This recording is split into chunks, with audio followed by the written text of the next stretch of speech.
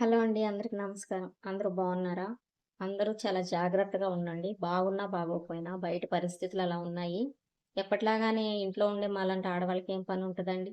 పొద్దున్నే స్కూలుకి పంపించి పిల్లల్ని కొంచెం టీవీ ఆన్ చేసి న్యూస్ చూసుకుంటూ వంట చేస్తున్నాను. బెండకాయ కర్రీ చేస్తున్నాను ఈరోజు. బెండకాయలు కట్ చేసుకుంటూ ఇదేదో లైట్‌ల కోసం చేస్తున్నాను అని అనుకుంటారని నేను చూపిస్తున్నాను. అదిగోండి ఏకంగా కూర కలిపి పెట్టేసి మాట్లాడదామని. బాధ, భయం 2 కలిపి వస్తే ఎలా ఉంటది అనేది నాకు భలే అనిపిచ్చిందండి. నాకు భలే భయమనిపిచ్చి ఈ వీడియో చేస్తున్నాను. చాలామంది ఇంట్లో ఉండే ఆడవాళ్ళు తలుపు గొళ్ళెం పెట్టుకోకుండా మనిల్లే గదా! మనవాళ్ళే గదా! అని జెప్పేసి అట్లా ఓపెన్‌లో పెట్టేసుకొని పనులు జేసుకుంటారు. దయచేసి నేను అందరికి ఒకటే చెప్పదలుచుకున్నాను. డోర్ అనేది లాక్ చేసి పెట్టుకోండి. ఒకవేళ ఎవరన్నా వచ్చి డోర్ కొట్టినా సరే అది ఎవరు అని కన్ఫర్మ్ చేసుకొని తలుపు తీయండి. సరేనా? ఇదంతా ఎందుకు చెప్తున్నానంటే నిన్న మన పిల్లలందరికీ హాలిడేనే వర్షం కారణంగా. హైదరాబాద్‌లో ఎక్కువగా ఇస్తారు సెలవులు వర్షమొస్తే.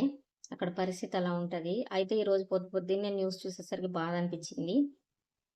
ఒక తల్లి కడుపుకోత ఎలా ఉంటదో ఇంకో తల్లికి తెలుస్తుంది ఖచ్చితంగా.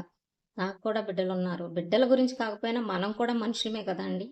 ఆ భయం ఏంటి అనేది మనకి తెలుసు కదా! నాకు భయమనిపిచ్చిందండి.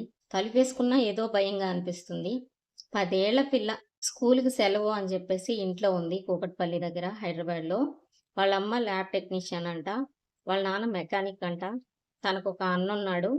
అన్నకి స్కూలుంది. చెల్లికి లేదు. సో, ఇంట్లో ఉంది. ఇంట్లో ఉన్న టైంలో మరి ఎవరు వెళ్లారో ఏంటో గాని, తండ్రి లంచ్ బాక్స్ ఇవ్వడానికని ఇంటికొచ్చేసరికి శవమై ఉందనమాట. పోలీసులు విచారణ చేస్తూ ఉంటారు. వెంటనే అయిపోదు గదా అండీ! నేను చెప్తుందేంటంటే తల్లిదండ్రులు చెప్పిన ప్రకారం అని చెప్తున్నారు. ఎవరైనా అంతే కదండీ! మనం చెప్పిన దాని ప్రకారం ఆలోచిస్తారు. మరొక కోణంలో కూడా ఆలోచిస్తారు. తప్పు ఎక్కడ జరిగింది, ఎవరు చేశారు అనేది తెలియాలంటే 2, 3 రకాలుగా ఆలోచించాల్సిందే. ఈ రోజుల్లో ఎవ్వరిని నమ్మడానికి లేదండి. తండ్రిని నమ్మడానికి లేదు, అన్నని నమ్మడానికి లేదు. తల్లిని కూడా నమ్మే పరిస్థితుల్లో మనం లేము. మనం ఎంతమంది మనుషుల మధ్యలో ఉన్నా జంతువులే నయమనిపిస్తుంది గదా! చాలా బాధాకరమండి. ఆ పాప ఎవరికి ఏం జేసిందో, ఎవరికి ఏం హాని చేసింది అని ఆలోచించే ఇది కూడా అనిపించట్లేదు. 10 ఏళ్ల పాప ఏం చేస్తదండి మహా అయితే?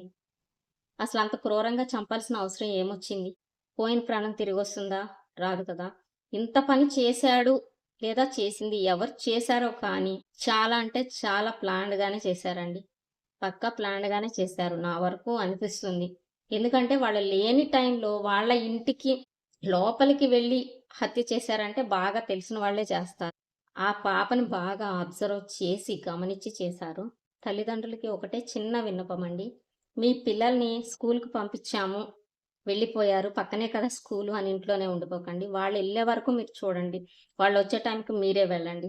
ఎవ్వరిని నమ్మడానికి లేదు ఈ రోజుల్లో. చూస్తున్నాం కదా! మన చుట్టూ ఉన్న పరిస్థితులు ఎలా ఉన్నాయి, ఎలా జరుగుతుంది అనేది. చేయి జారిపోయిన తర్వాత ఏది తిరిగి రాదు. చేతిలో ఉండగానే కాపాడుకోవడం మంచిది గదా! సో, మీ పిల్లల్ని మీరే జాగ్రత్తగా చూసుకోండి. మనం ఎంత జాగ్రత్తగా చూసుకున్నా సరే, ఏదో ఒకటి జరుగుతూనే ఉంటుంది. కానీ కొంచెం కేర్‌గా చూసుకుంటే ఏదైనా అపాయం జరిగే టైంలో మన బిడ్డల్ని మనం కాపాడుకోవచ్చు కదా! సో, ఇంతకు మించి నేనేం మాట్లాడలేకపోతున్నానండి.